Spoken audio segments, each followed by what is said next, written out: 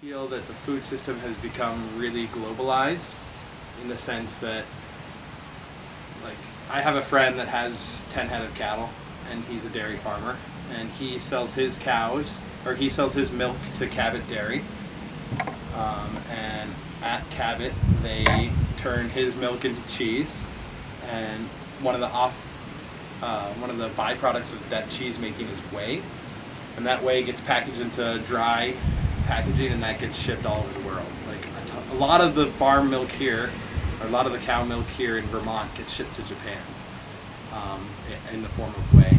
And I feel like that's a pretty standard story. Like if you look at corn, the vast majority of corn is grown in the middle of America and it gets shipped all over the world. And I feel like if you look at the energy costs of food,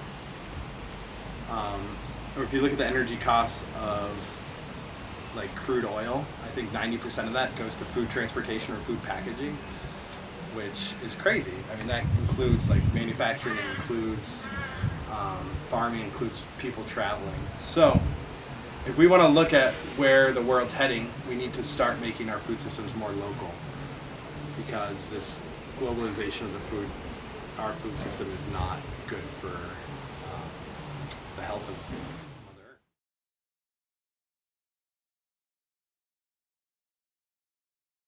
When you talk about food education too, you got to realize that not everybody has access to the same education or the same money. Like, for instance, like a lot of the kids that come here they eat junk food all the time because it's way cheaper.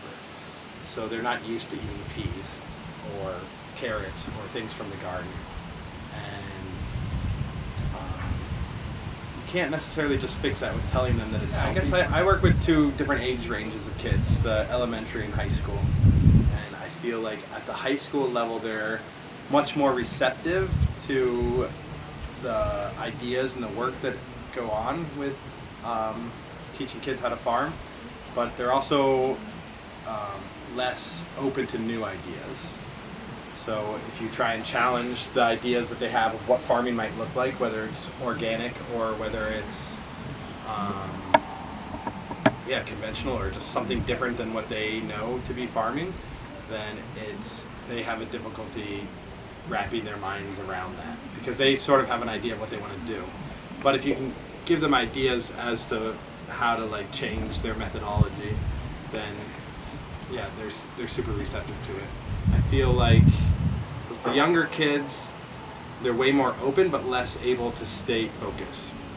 So oftentimes we'll come out here and the kids will be really amped to be here and really excited about, you know, moving chickens, playing with the in the garden, but they lose focus quick. So I think it is important, but I think it needs to happen at a young age.